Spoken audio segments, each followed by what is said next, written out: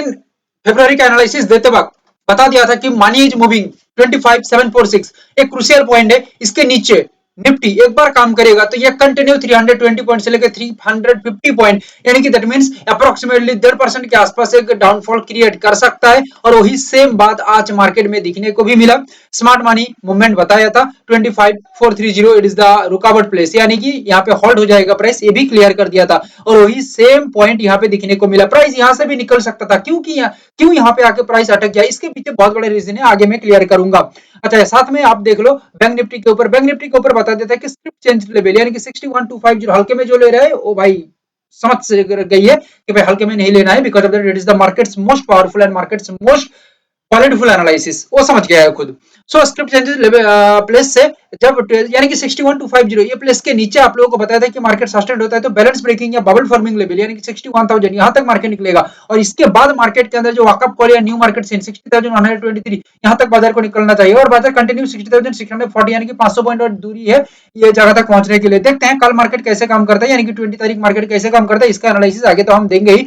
साथ में आप लोगों को बता दूं एनालिसिस को हल्के में मत लेके जस्ट अच्छे से एनालिसिस को स्टडी करना, ऑब्जर्व करना, आप देख पाएंगे कि मार्केट आपके आंखों के सामने डांस कर रही है। चलिए आगे का एनालिसिस देखते हैं, लाइक शेयर एंड सब्सक्राइब जरूर कर दीजिए। देखो यहाँ पे हम डायरेक्ट निफ्टी की पहले बात करेंगे।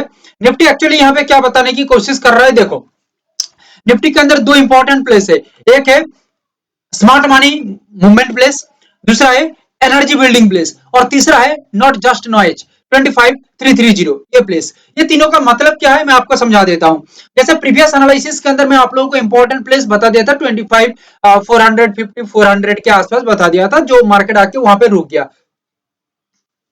मार्केट का ये एक इंपॉर्टेंट फेज है, ठीक है। मार्केट यही चाह रही है कि मार्केट यहाँ पे जो गैप क्रिएट किया है ना, ये गैप को फिल करने की कोशिश कर रहा है, क्लियर है। So that energy building level पे आके निफ्टी एक रेस्पेक्टेड रेजिस्ट क्रिएट कर देता है। Otherwise smart money movement place 25490 और ये रहा 25570, यहाँ पे रेस्पेक्टेड रेजिस्ट क्रिएट हो जाती है तो ये आगे जाते हुए जस्ट नॉट जस्ट नॉइस यानी कि 25330 इसको ब्रेक डाउन करते हुए कंटिन्यू इसका जो मूवमेंट है आगे की ओर लाते हुए 25750 यानी कि जहां पे मार्केट रिफ्लेक्ट होगा ये जोन तक आना चाहिए। और 25750 यहां तक मार्केट पहुंच जाती है, सॉरी 24750 यहां तक मार्केट पहुंच जाती है तो करीब करीब ये मूवमेंट 650 पॉइंट से भी ज्यादा का रहेगा।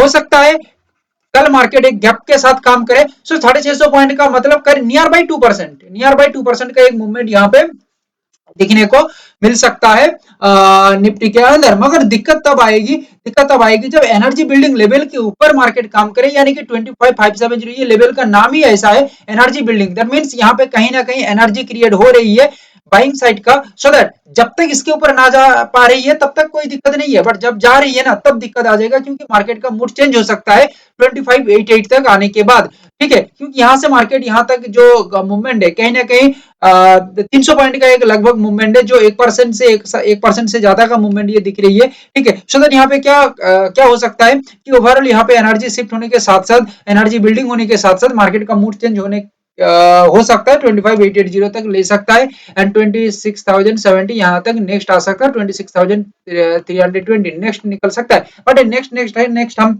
बाद में जाएंगे, पहले जो मार्केट का मेजर मूवमेंट दिख रही है उसके ऊपर हम बात किए, ठीक है। अभी जस्ट ओवरऑल मार्केट को देखने के बाद हम बाजार को देखेंगे, उसके बाद अपना जो ओवरऑल थिंकिंग है उसको तैयार करेंगे।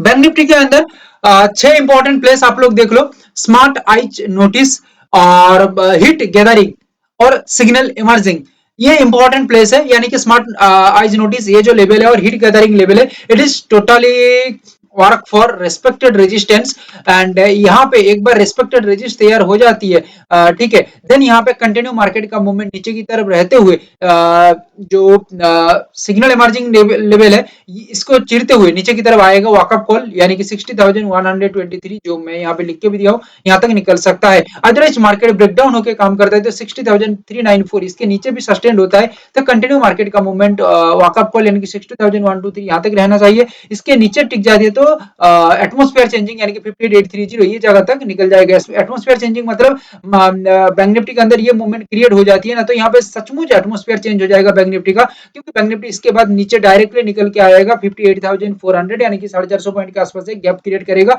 यहाँ पे प्रेशर क्रिएट होगा बैंक निफ्टी के अंदर और प्रेशर स्ट्रेकिंग यहाँ पे तैयार होगा। दैट मींस बैंक निफ्टी के अंदर एक मेजर मूवमेंट क्रिएट हो सकता है। मगर दिक्कत तब आएगी स्मार्ट आईज नोटिस, ये लेवल को इस वजह से ये नाम दिया गया है क्योंकि स्मार्ट आई जो है ये यहाँ पे अपना आंख टिका के बैठे हुए हैं। बिकॉज ऑफ दैट मार्केट यहाँ पे कोई बेस नहीं है, इस वजह से मार्केट एक तरफा मूवमेंट की कोशिश करता है या निकलने की कोशिश करता है। तो एक बार याद रखना, मार्केट फर्स्ट मूवमेंट अपसाइड में देती है ना, तो ये मूवमेंट आगे चलते हुए पल्स राइजिंग लेवल यानी कि 61563 यहां तक निकल सकता है, और 61563 के ऊपर निकलेगा ना तो it is the biggest movement 63020 तक निकल सकता है। सो दैट हम पहले बाजार ओवरऑल मार्केट स्ट्रक्चर को देखेंगे, मेन मूव को समझेंगे, उसके बाद बाजार कैसा प्लानिंग कर रहे हैं, स्ट्रक्चर डेवलप कर रही है, उसको देखते हुए आगे का सिद्धांत हम तैयार करेंगे। कोई भी क्वेश्चन है तो सीरियस क्वेश्चन आप जरूर करिएगा, उसका आंसर हम करेंगे।